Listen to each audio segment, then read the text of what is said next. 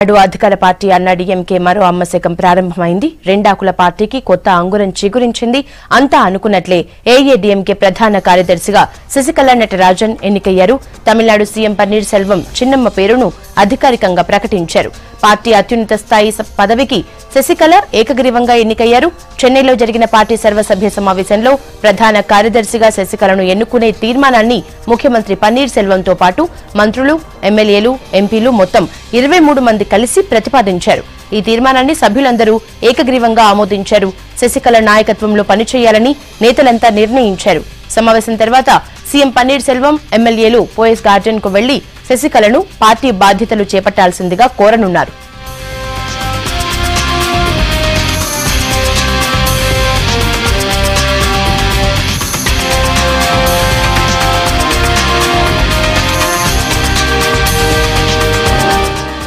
జనవరి 2న అధికారికంగా శశికళ పార్టీ పగ్గాలు చేపట్టనున్నారు. పార్టీకి పెద్ద దిక్కుగా ఉన్న మధుసూదన్ నాయకత్వంలో అన్నాడీఎంకే నేతలు సమావేశంలో కీలక నిర్ణయాలు తీసుకున్నారు.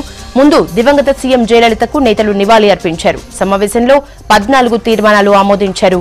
జయలలిత పుట్టినరోజు జాతీయ రైతుల దినోత్సవంగా ప్రకటించాలని, అమ్మకు భారతరత్న ఇవ్వాలనే తీర్మానాలు ఆమోదించారు. వీటితో పాటు మెగాసెసే అవార్డు, నోబెల్ శాంతి పురస్కారానికి జయలలిత పేరును ప్రతిపాదించాలని కోరుతూ అన్నాడీఎంకే నేతలు తీర్మానించారు.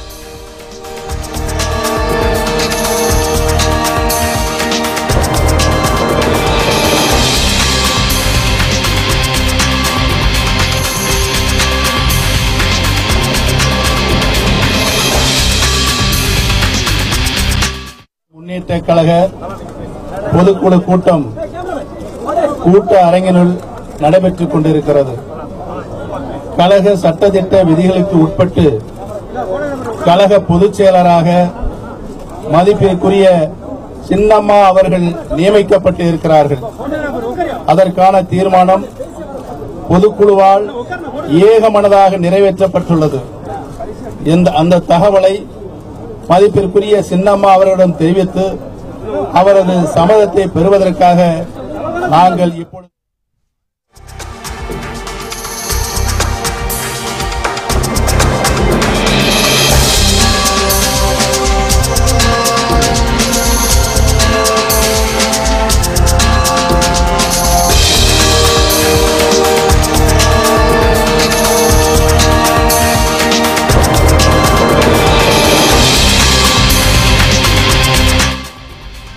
పార్టీ చీఫ్ గా శశికళ ఎన్నికవడంతో ఆమె మద్దతుదారులు ఆనందం వ్యక్తం చేస్తున్నారు. పార్టీ ప్రధాన కార్యాలయంతో పాటు పోయస్ గార్డెన్ దగ్గరకు పెద్ద సంఖ్యలో కార్యకర్తలు, అభిమానులు చేరుకున్నారు. శశికళకు నాయకత్వం వర్ధిల్లాలి అంటూ నినాదాలు చేస్తున్నారు. ఇప్పటి వరకు పార్టీ చీఫ్ గా ఉన్నవారు సీఎంగా బాధ్యతలు నిర్వర్తించారు. అయితే చిన్నమ్మ పార్టీ చీఫ్ గా బాధ్యతలు తీసుకున్న తర్వాత తమిళనాడు పాలిటిక్స్ లో ఏం జరగబోతుందనేది ఇంట్రెస్టింగ్ గా మారింది.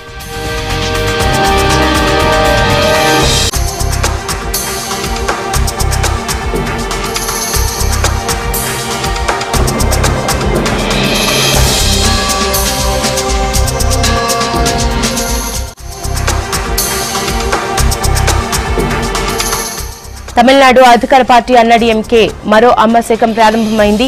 రెండాకుల పార్టీకి కొత్త అంకురం చిగురించింది. అంతా అనుకున్నట్లే ఏఐఏడీఎంకే ప్రధాన కార్యదర్శిగా శశికళ నటరాజన్ ఎన్నికయ్యారు.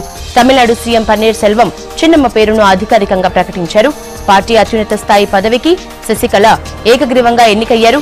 చెన్నైలో జరిగిన పార్టీ సర్వసభ్య సమావేశంలో ప్రధాన కార్యదర్శిగా శశికళను ఎన్నుకునే తీర్మానాన్ని ముఖ్యమంత్రి పన్నీర్ సెల్వంతో పాటు మంత్రులు, ఎమ్మెల్యేలు, ఎంపీలు మొత్తం 23 మంది కలిసి ప్రతిపాదించారు. ఈ తీర్మానాన్ని సభ్యులందరూ ఏకగ్రీవంగా ఆమోదించారు. శశికళ నాయకత్వంలో పనిచేయాలని నేతలంతా నిర్ణయించారు. సమావేశం తర్వాత సీఎం పన్నీర్ సెల్వం ఎమ్మెల్యేలు పోయస్ గార్డెన్ కు వెళ్లి శశికళను పార్టీ బాధ్యతలు చేపట్టాల్సిందిగా కోరనున్నారు.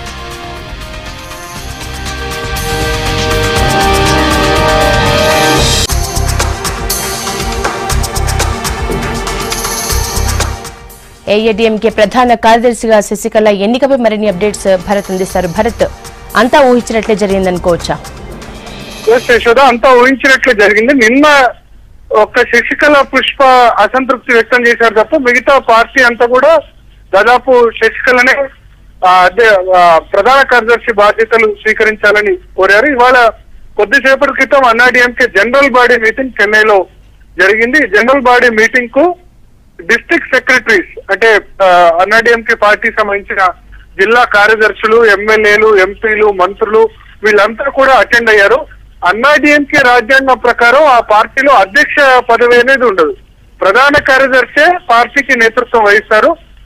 మొట్టమొదటి వ్యవస్థాపక ప్రధాన కార్యదర్శిగా ఎంజీఆర్ ఉన్నారు, ఆ తర్వాత జయలలిత ఉన్నారు. ఇప్పుడు శశికళను ప్రధాన కార్యదర్శి బాధ్యతలు చేపట్టాల్సిందిగా జనరల్ బాడీ ఏకగ్రీవంగా తీర్మానం చేసింది. కేవలం ఇదొకటే కాకుండా మొత్తం 14 తీర్మానాల్ని అన్నాడీఎంకే పార్టీ జనరల్ బాడీ ఆమోదించింది. ఆ 14 తీర్మానాల్లో ముఖ్యమైన అంశాలు ఏంటంటే జయలలిత మరణానికి సంతాపం ప్రకటిస్తూ ఒక తీర్మానం, రెండవది జయలలిత పుట్టినరోజును జాతీయ రైతు దినోత్సవంగా జరపాలని కేంద్ర ప్రభుత్వానికి విజ్ఞప్తి చేస్తూ ఒక తీర్మానం చేశారు. అదేవిధంగా జయలలితకు నోబెల్ శాంతి బహుమతి, తర్వాత రామన్ మగశేష అవార్డు, ఈ అవార్డులు కూడా ఇవ్వాలి అంటూ మరొక తీర్మానం పాస్ చేశారు. చివరి తీర్మానంగా జయలలిత స్థానంలో ఆమెకు అత్యంత సన్నిహితురాలైన శశికళను పార్టీ పదవీ బాధ్యతలు చేపట్టాల్సిందిగా కోరుతూ మరొక తీర్మానం ఆమోదించారు. ఈ మీటింగ్ లో, ఈ జనరల్ బాడీ మీటింగ్ లో శశికళ పాల్గొనలేదు. ముఖ్యమంత్రి పన్నీర్ సెల్వం తో పాటు మంత్రులు, ఎంపీలు వీళ్ళంతా కూడా పాల్గొన్నారు. సో ఈ మీటింగ్ లో ఆమె పాల్గొనలేదు కాబట్టి ఆమె దగ్గరికి ఈ మొత్తం తీర్మానాలను తీసుకెళ్లి మిమ్మల్ని అన్నాడీఎంకే పార్టీ మొత్తం మీరే ప్రధాన కార్యదర్శిగా ఉండాలని కోరుతోంది, కాబట్టి మీరు ఈ పదవి ఈ బాధ్యతలు మీరే స్వీకరించాలంటూ పన్నీర్ సెల్వంతో సహా మిగతా ముఖ్య నేతలంతా కూడా ప్రస్తుతం పోయస్ గార్డెన్ కు బయలుదేరారు. పోయస్ గార్డెన్ లో శశికళను కలిసి వాళ్ళు విజ్ఞప్తి చేయబోతున్నారు పార్టీ బాధ్యతలు తీసుకోవాల్సిందిగా.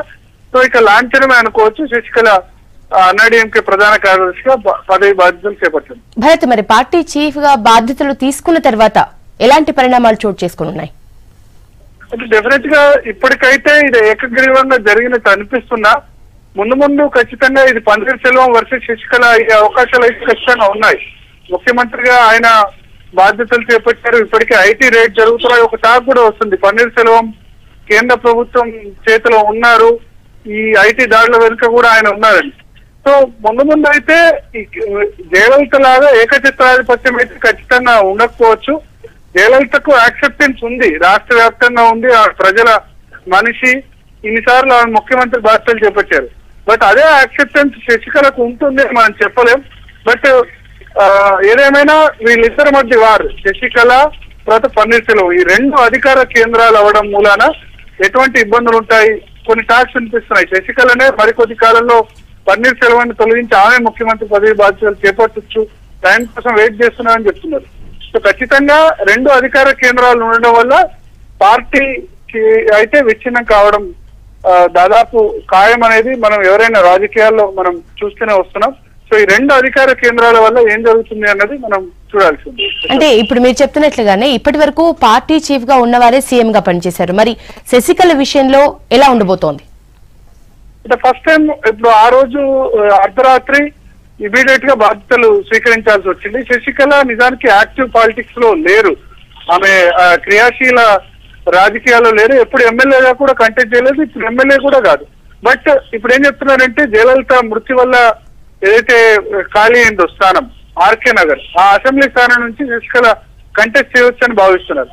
కంటెస్ట్ చేసి ఆమె ఎమ్మెల్యే అయిన తర్వాత ఖచ్చితంగా పార్టీ క్యాడర్ లో ఎందుకంటే 2016లో అధికారంలోకి వచ్చినప్పటికీ పార్టీ మొత్తం శశికళ గ్రిప్ లో ఉంది, ప్రభుత్వం ఏమో జయలలిత గ్రిప్ లో ఉంటే ఎమ్మెల్యేలకు టికెట్లు ఇప్పివ్వడం, మంత్రులు, ఎంపీలు వీళ్ళంతా కూడా శశికళ చేతిలో ఉన్నారు. సో ఖచ్చితంగా ఇది ఏదో ఒక క్రైసిస్ కు దారి తీస్తుందని రాజకీయ విశ్లేషకులు అంటున్నారు. ఇప్పుడైతే పన్నీర్ సెల్వం, శశికళ ఇద్దరు బాగానే ఉన్నట్టు అనిపించినప్పటికీ ఒకరిపై ఒకరికి నమ్మకం అనేది ఎక్కువ కాలం ఉండడం కష్టం. చాలా మిస్అండర్స్టాండింగ్స్ కూడా చోటు చేసుకునే అవకాశాలు ఉన్నాయి.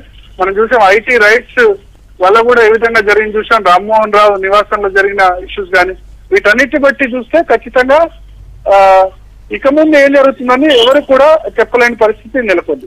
Okay, thank you Bharat.